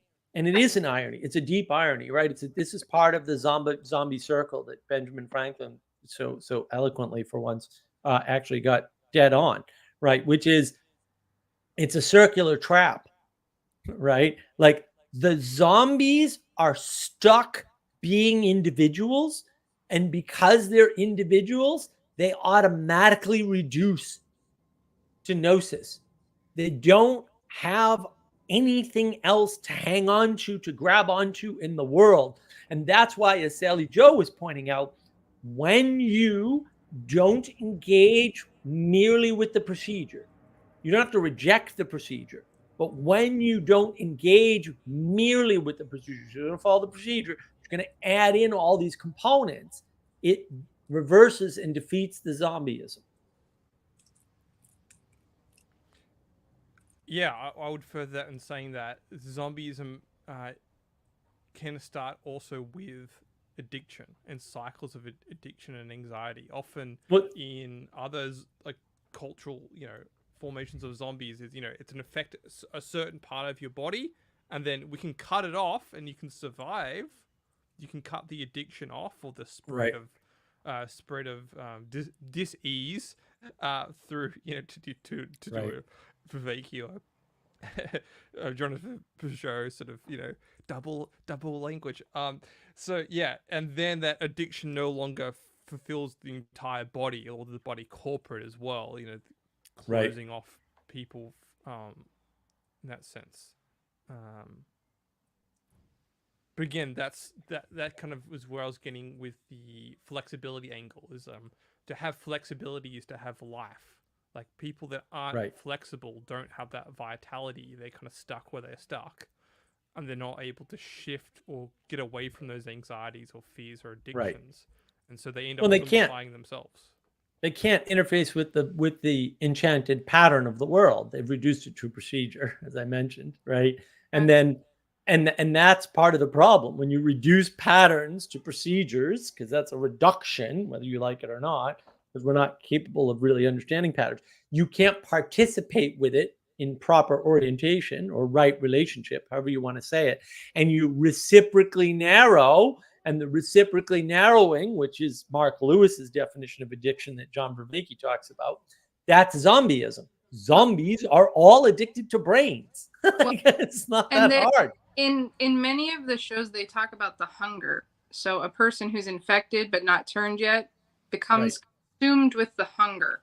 Mhm. And like zombies can't fast or they're not zombies. So it's like that uncontrolled hunger. And I think people are really scared of their own desires and their own hungers. So like that's just something to be aware of in the whole zombie, whatever it is. It's that hunger, and it's almost like a resentment of your own need for consumption. Because when you demonize the hunger, and a lot of people have guilt for the need to kill and the need to consume. But it's really unavoidable, and being guilty for it is silly, because the world is better with you. Right. Especially if you've noticed. Right. If you've noticed enough to be bothered by your existence, I guarantee you're not Right. one of the problem. Well, yes. Well, and that brings up this excellent point, Sally, which is the world needs you to be better. I have toys. I like my toys. And what we really need to do, to your point, is to break out of that procedure to re-enchant the world for one another. And that looks like this, right? The women need to re-enchant the world for the men, and the men need to re-enchant the world for the women. There's so much depth in that symbol. And if you want more of that, you can buy your own now, because we actually have the shop. We don't have the star one up, but we could actually put any background we wanted up, and people would have to decide what they wanted, because right now it's like the one behind Mark.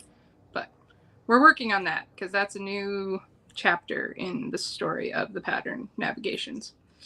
We are. To your point, Sally, about hunger, one of the, I think it's in one of the Eastern mythologies of zombies, is they call them hungry ghosts. Yeah. And so my notes for that was it's actually a projected suffering. So you're disembodied, you lack proper attachment, and you're constantly in a state of shock. Does that sound familiar to anyone? Does that sound like COVID? It's like the apocalypse that's coming every 40 days now. Does that sound like the spilling of famine? Yeah. Tweeted about Did you that say earlier. fake news virus scam? Yeah. Is that what you were saying? Yeah. Or constant domicide. Like zombies are in constant domicide, right? They don't have a home. There's no proper home for a zombie. So, again, in COVID was that normalization of that state of shock or lack of familiarity with fake news zombies.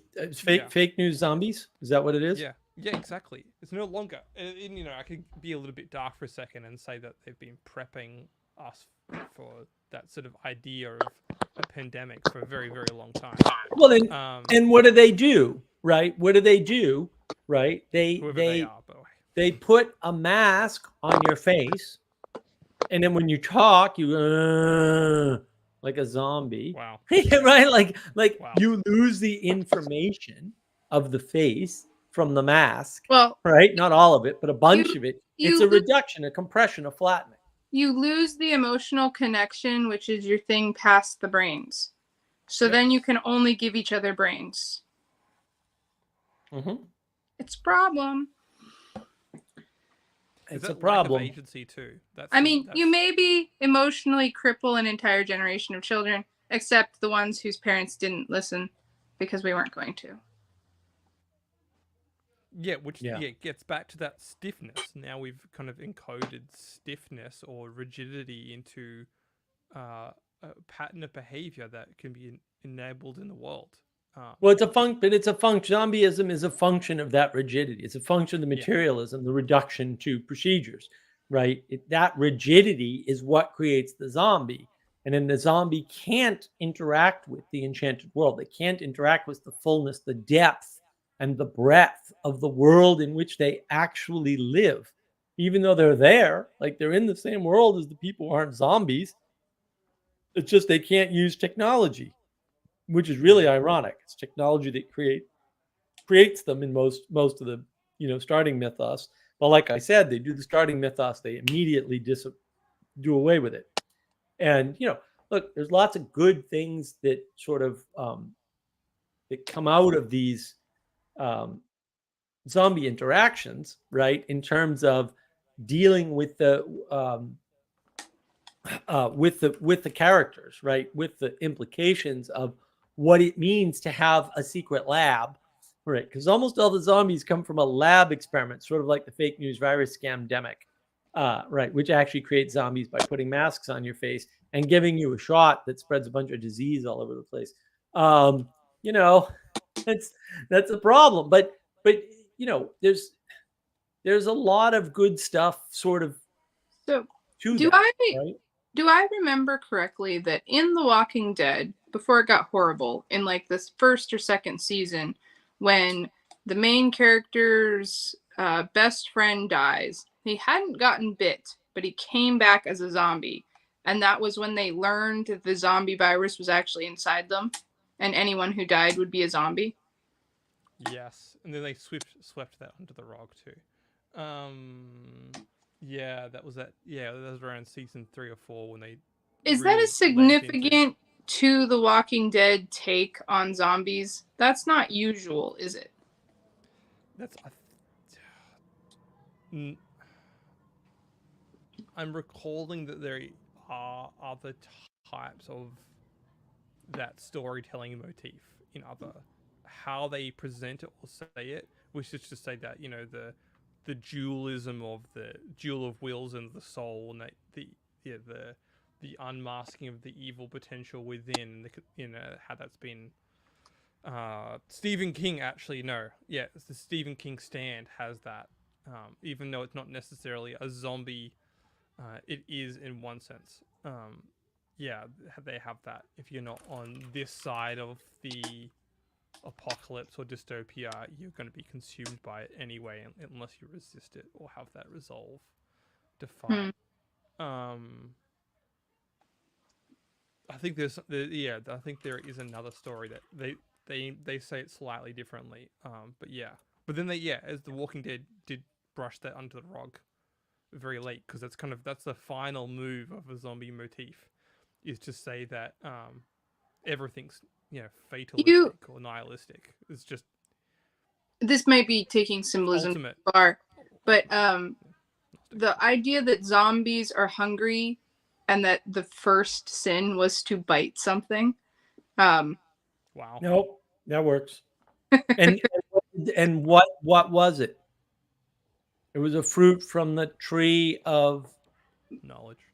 The type of knowledge, the knowledge of good and evil. Yes. Yeah, so are we just telling the first story? Dualism. Zombies just telling the first story? Because in the secular time, imagine that. It's almost like that's a recurring pattern that is unavoidable or something, Sally.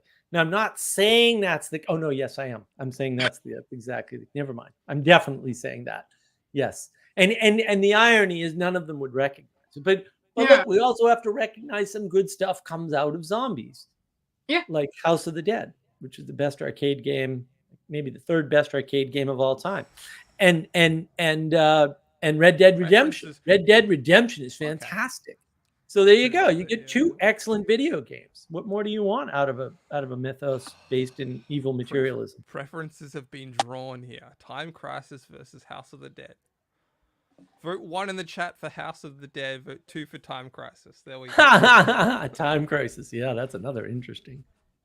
Or one. Dino. Is it Dino Crisis? I think there was Dino Crisis as well, which was kind of a mix up of. Maybe. Yeah. Jamie, yes, we need to talk about your TPS reports. Yeah, that's interesting, right? Office Space is a zombie movie. It Yeah, is it kind of is. zombie movie.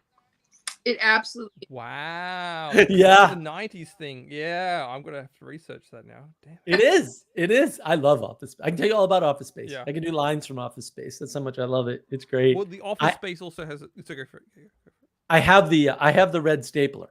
Okay, that's how Office Space fan I am. Okay, just so we know. Let's be clear. There's a lot of tie-ins between Office Space and The Matrix, by the way. Which now, yeah, okay. This is Office Space. This is a zombie movie. Wait, what? It is a red pill, Mark, and a red stapler. You can't see it immediately. Give me a tie-in that I missed there. Where does Neo work? At a software company? Yeah, yeah, exactly. The mindless office. Oh, I Work see where with you're going drone. with that. Yeah, Yeah, in a and he has to cubicle in a escape. mindless. He has to escape the system. Well, though, yeah. Right. Yeah, but I would, The but only I way to would say, escape the system is to have a revolution and to overthrow the Yeah, establishment and burn it all down. but The Matrix is also a zombie movie. Well, number 4 is explicit about that. No. The first one's a zombie movie. Oh yeah. Everybody plugged in as a zombie, right? They're Technically slaves it's to a the machine. vampire. They're being harvested. Technically, it's They're vampire. eating their own because They're they're being just harvested for their Okay, knowledge. Okay. they're Yeah. being killed. Like they're Well, Couldn't you say that vampires eat their own though? Because they're just a cursed human. No, vampires. No, vampires aren't. Vampires aren't cursed. You sure? Yeah, they are. No. Vampires happen because they get bitten, and they get their essence, their life essence, taken from them. Right. And the funny part about that is that science, in all its infinite awesomeness, has finally figured out what the ancients knew, which is blood is life essence, and young blood makes you younger. Like they've recently, for the 3rd time, by the way, in the past decade, discovered this. I don't know why they keep doing this experiment, finding the same thing, and then announcing it as a new discovery. But they or why they ever announce it as a new discovery when literally everybody already knew this. But whatever. We won't harp too much. Oh no, we're gonna harp on that. Yeah, it's effectively what happens is you get brought into a coven as a vampire. That's effectively what happens, right? You're brought into the family, right? The extended family of vampires, and you're usually brought in deliberately, although sometimes by accident. When you're brought in by accident, you rebel. And when you're brought in not by accident, even if you're unwilling, but it wasn't accidental, you don't rebel. Even if it was unwilling, it may take 100 years. You finally embrace it, and then you make more vampires. Which also connects. I have a theory that Blade, the original Blade, the '97 movie, it also has to do with. Is another tie into the Matrix. And Blade's about the mafia, by the way. So yeah. The vampire mafia. Yeah, exactly. Yeah, which is what you said, which is a covenant. It's ritualistic, and then even within the mafia, there are people that want to have that sort of socialistic, revolutionary spirit to uphold the hierarchy, so they can take the place as a half-blood or whatever. One thing I do want to bring up too is the new mythos of Twilight, which is wow. Yeah, but Twilight also has a vampire scene. It has a zombie scene in the 3rd one. And it's, that for me is the only good movie. Yeah, in the 3rd movie, it's a rebellious director, and he basically twists the whole Twilight series on its whole. And they had to bring in someone else to undo all the damage he did. But he brought in hierarchy. He brought in like castes essentially of monsters. And he brought in the fatality of the revolution because it fails in that movie, which is quite interesting. But yeah, you can see how the foundational cultural myth that was Twilight, how it's had serious effects on Degeneration, Sally. I read the whole thing because when I start reading something, I want to read the whole thing. And it was so written by a whiny 13-year-old girl, and I just really hated it. And the reason I'm using sparkly as a derogatory term is because it did succeed in being sparkly, but it's not useful. Yeah. It's also one of those classic motifs of it came to me in a dream, and so I wrote it down. It just Yeah. It's I wish I could even put words to like how like especially now, like I'm even more whatever about it since having a kid. Because like the exposure of like the whole 19-year-old monster pregnancy and her relationship with men and just all of that is all this it there aren't any men and there aren't any women in the entirety of the Twilight series. And that's my problem with the book. There aren't any men and there aren't any women. Yeah, that state of childishness. Yeah, and there's not Which is even not any a good children. There's not rigidity. even good Peter Pans. At least if you're going to have an abomination of a Peter Pan, let him be joyous. But no, we just have an emo Peter Pan. Yeah. What zombie movies have you seen, Sally? I've seen lots of them. I'm not good at remembering names of things. Right. Sally can't describe things. She's an artist, Jackie. Come on. I don't know that I've seen as like I don't particularly relish horror movies, but I do somewhat like zombie movies because I like the whole survivalism saga, but not so much because I like it, but that I think I could do it better than they did, and I like to guess things. But I don't ever understand why they don't just go north, because the zombies would just freeze just due to physics. And then you'd be fine for at least 8 to 9 months. And yes, zombie movies definitely follow physics very closely. You know, with the death really not working thing and all. I know, it's very irritating. So like that's a problem I have with zombie movies. Anyway, yeah, I don't think I'll be as fun in that conversation as others would be. Jesse, sorry, I'm such a yeah. This is why I like. Yeah. I really do like World War Z best, Jesse, because it's just having fun with it. Yeah, World War Z is fun. I like that movie. Fun.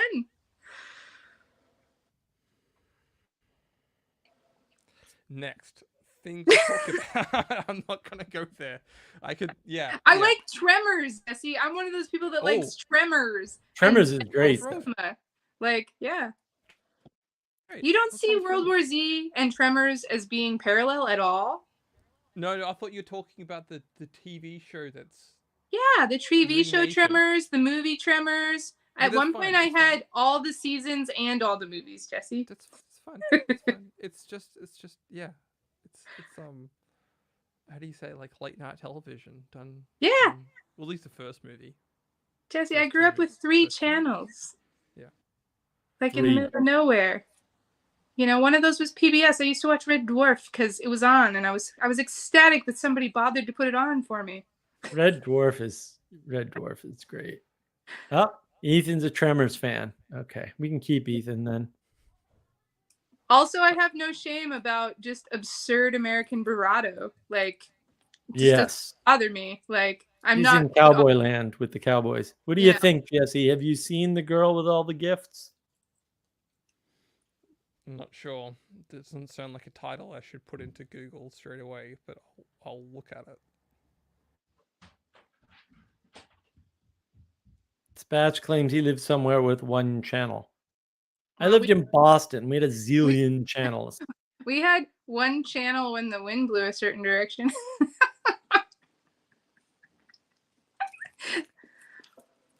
So when I left Massachusetts, over the air, TV, not cable, Mm-hmm. you could get 10 PBS stations. I wish I had a picture of my high school setup, okay? Because my high school setup was a VCR that did not work, and an old Commodore computer, and aluminum foil out the window up onto the top. And because the Commodore had the V chip in it, I could hook the channel system from the VCR into the Commodore, and Yep. that's how we could get all 3 channels. Because we only got 2 in the living room, but I got 3 in my room. Yeah.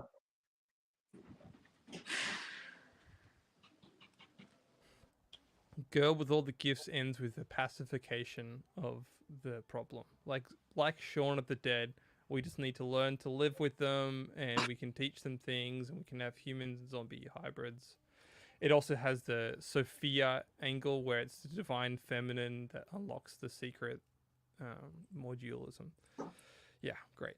The divine feminine is missing from a surprising number of things, like Harry Potter, where the mother links the son directly to evil, for example, in her brilliance. Dun, dun, dun. That's also just an unwillingness to sacrifice, and like the unwillingness that just dying can be better. And that's in so many things. When movies have a complete unwillingness that death might be the better answer. But that's zombies, Maybe. right? Maybe. People die, but then they don't. And then, right? And then it's like they have to be extra killed or something. That's the other thing. Like zombies are just contradictions in form. Like the whole thing's a contradiction. Like everything about a zombie is a contradiction in the form that it takes. The whole thing contradicts itself. And we don't, and people don't care. And I'm like, dude, it's contradiction. You should kind of care about that. There's a dissonance to the idea that you die and then you have to still be killed, but you're not yourself if you die. There's a different dissonance to that if you're a materialist. Like, so what even is the self? Like, it's right. Buddhism. Right. It's predominantly a Buddhist sort of Western Buddhism. Let's be clear. Sorry, no, The sorry. Eastern Buddhists do not have these problems because they are not retarded. Yes. Yeah, well, of course. The other thing that I discovered was that in the ancient Greek conception of zombies, they're called emusia, if I'm pronouncing that right, and they're predominantly a female zombie that eats people in dens or entraps them in dens. So I thought that, since we brought up the lack of divine I like it because femininity I or the think Sophia sort of stuff. I think the lack of female monsters is one of the big problems we have. Well, what I was trying to say, that, and maybe this is going to get me into a little hot water, is that perhaps the zombie problem is actually a problem of over-identification with individualism or femininity itself, because it's a collective spirit, which is collectivity and community are often feminine traits. Well, but see, that's actually good to display the terror of the feminine, because without a terror in it, there's not the same levels of respect. Mm-hmm.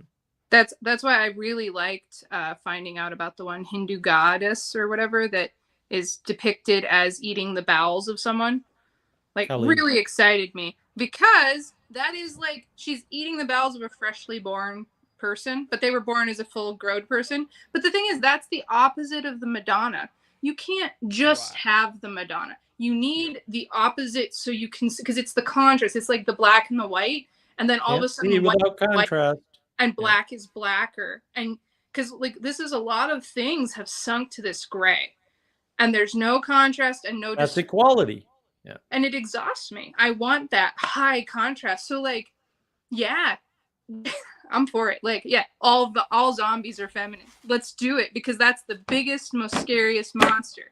Well, but the thing with zombies is that they aren't a collective, but they end up looking like a collective. Right. I mean, that's the scary part about. That's why they're actually the most terrifying. Zombies because they're all individuals, but they're all individuals with the same ethos, with the same. Zombies aren't a society. No, they're not. They're not a society. They're just a mob. Well, they can't be, It's No? it's not that they're not, they can't be. They're irredeemable, right? So even in their death, after their infection, after their addiction takes hold of them, they are not redeemed in death. They get partially resurrected.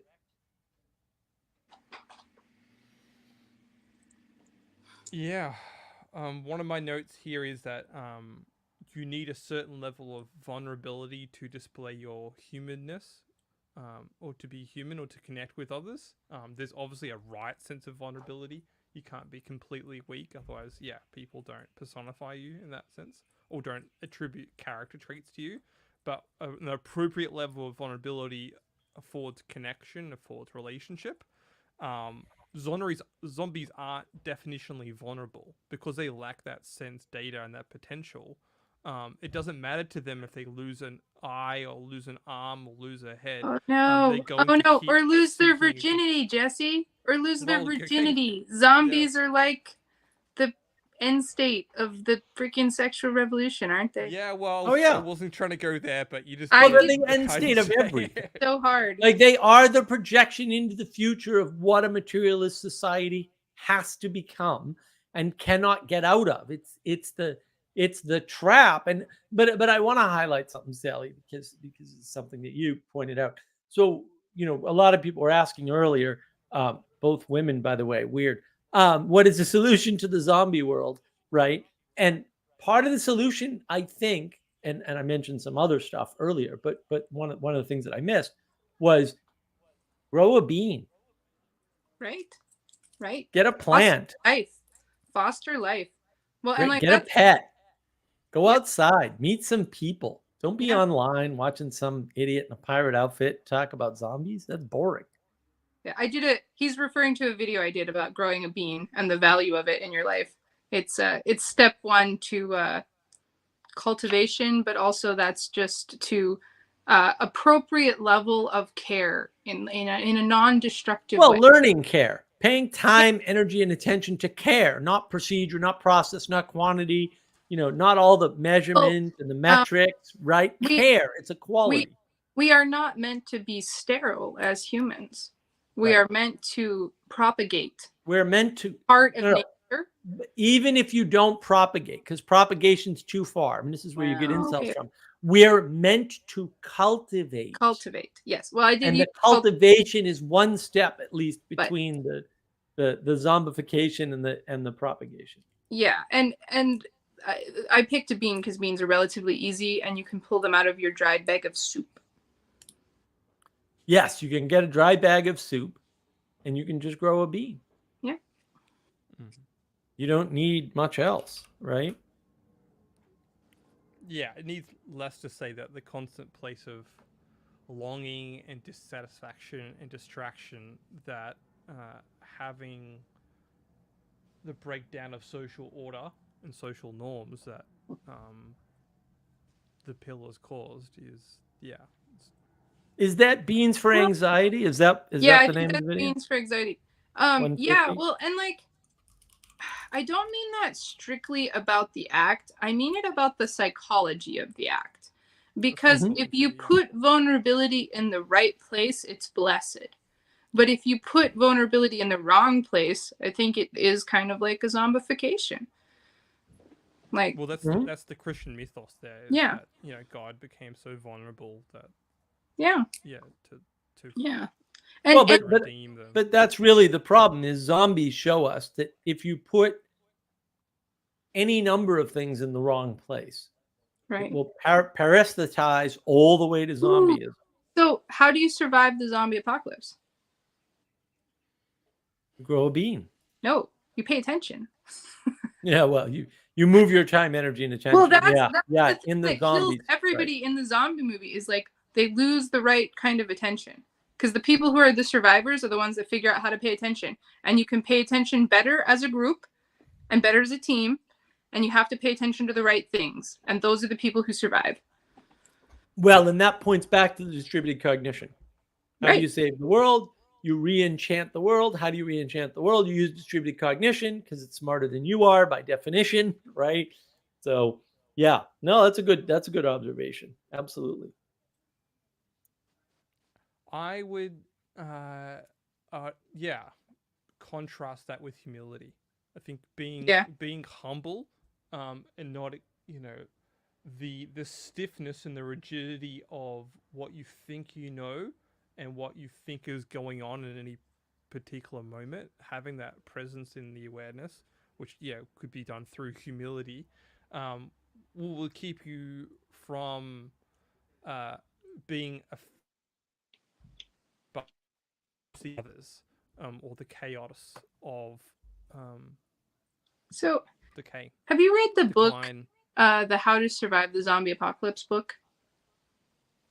No. So I just realized it's really interesting that that book exists, and then the whole How to Find Witches books exist. Yeah. Well, they're acting as if, right? And it's sort of like zombies are sort of like, what if we act as if materialism is all there is? You get zombies. Yeah. You want zombies? That's how you get zombies. The How to Survive the Zombie Apocalypse books is an extremely popular book for military personnel.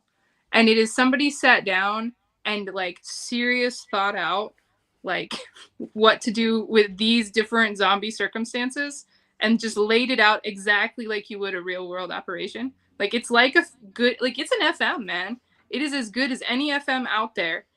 And it's just totally about FM, Sally. We're not all from the military. Field manual. It's a field manual for zombies. And I have it. Actually, I think Rob has it too. Like, I think that's one of our duplicate library items. But it is a hilarious book. Like, it just, but they really thought it through, and it's just. Well, and that's ironic, right? Because it's like, what if we materialize the materialization of material? Like, how many layers deep are we going here? It's like right up there by The Art of War is How to Survive the Zombie Apocalypse on many soldiers. Like, well, the types of soldiers that buy books, which are probably not the ones that are actually going to be in the field anyway. So.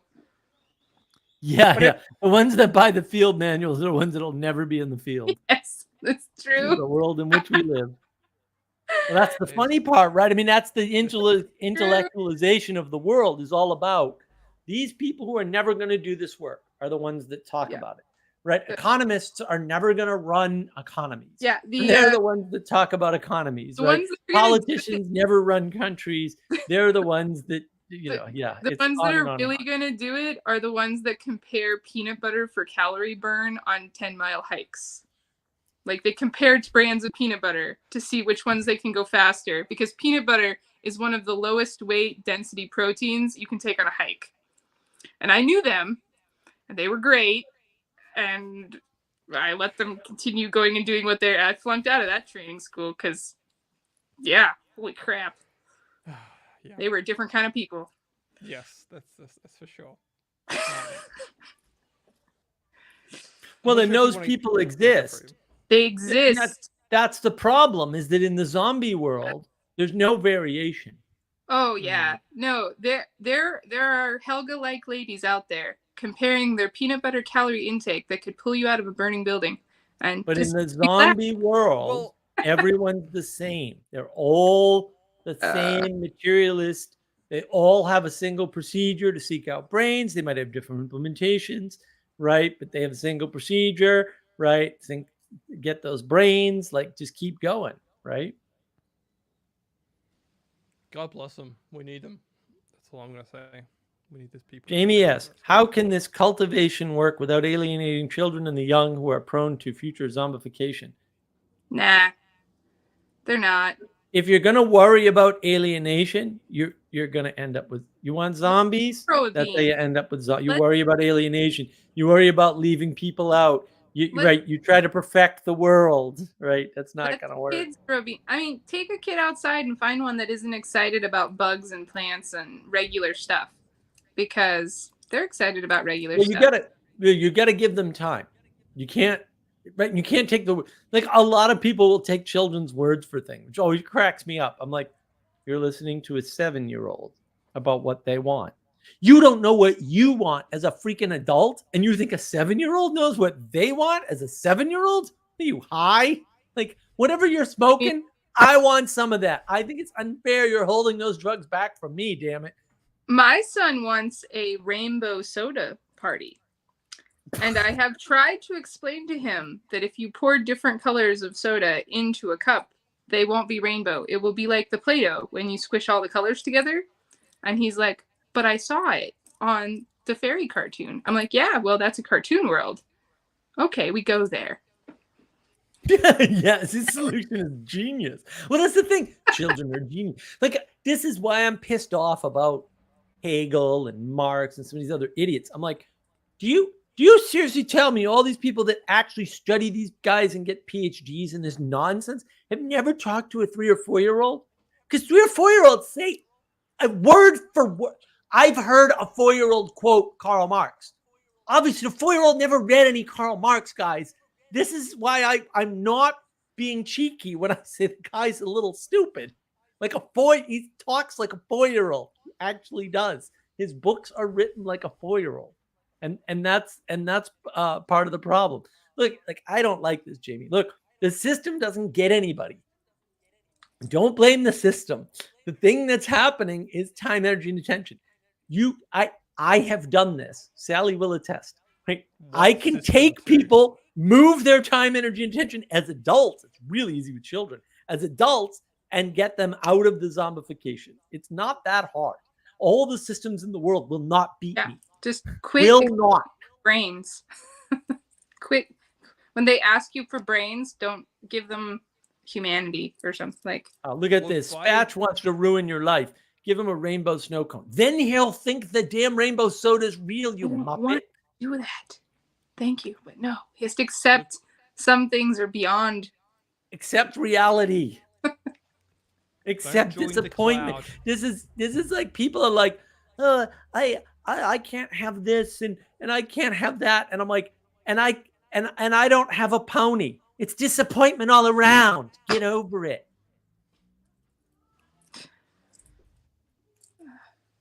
Did Mark just drop out?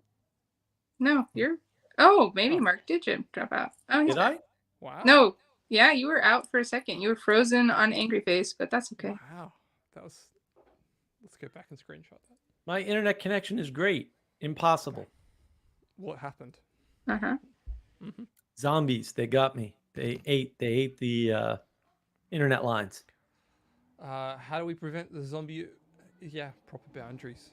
Even in your own personal life, you don't need to join the cloud or be connected to the cloud constantly.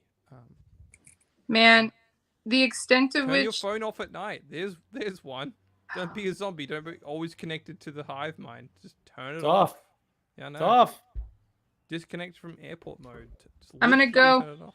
Okay. See you, Sally. Sally's turning off. She's getting sucked into the zombie world. She got bit by a zombie. Let's wrap up in 10. I reckon. We could extend this, but I think we've covered.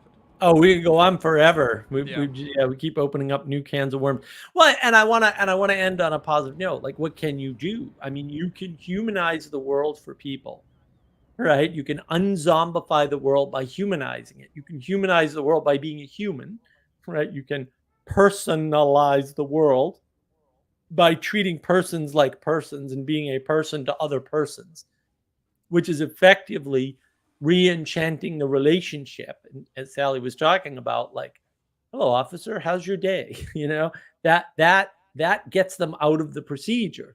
Not that the procedure isn't still going to proceed, because it is. That's what proceeding is, through the procedure, right? So the interaction that is extra, there are extra handles, extra ways to interact. When we talk about, see the knowledge engine video on navigating patterns, when we talk about the poetic interaction with the world, the poetic way of informing the world, that's what we're talking about. That's reversing the zombification that you see in the world.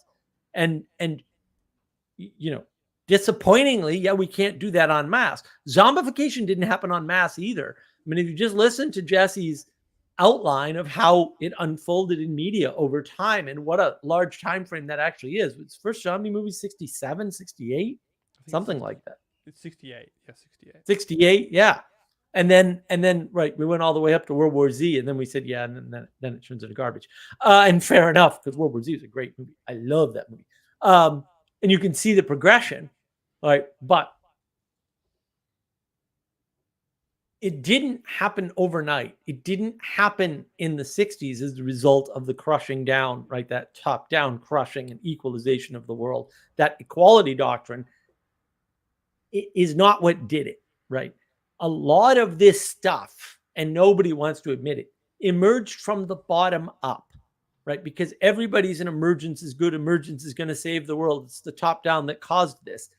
That is observably wrong and false. It is a lie that people tell you, right, to bring you into hedonism. What is hedonism? Which leads to zombification. Hedonism is emergence. It's me. It's what I want first, right?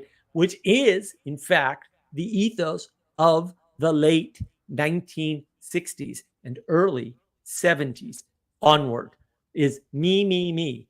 Love the one you're with. Right? Like we all know that song, right? And that's the problem, is that spread from the bottom, that hedonism eventually ends with the zombification. I mean, this is one of the things that I will state outright is a mistake that Peterson makes, is where he talks about, yeah, the intersectionalists are onto something. The highest value in their system is going to end up being individualism. And it's like, yes, but zombification is the result of individualism. Like that's where individualism begins and ends, in zombification, right? And the constant consumption of knowledge in the age of gnosis. It doesn't look like that in other areas, right? So one way to look at the opposite of we'll say the modern day Western zombie, although it Western Eastern breaks down here, is voodoo. Right? Because in voodoo, zombies are just beholden to the powerful shaman.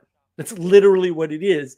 That's Caribbean. You could say it's Western. It's not, because like the Westernism came later, right? Voodooism is a lot older than Western society is in the Caribbean.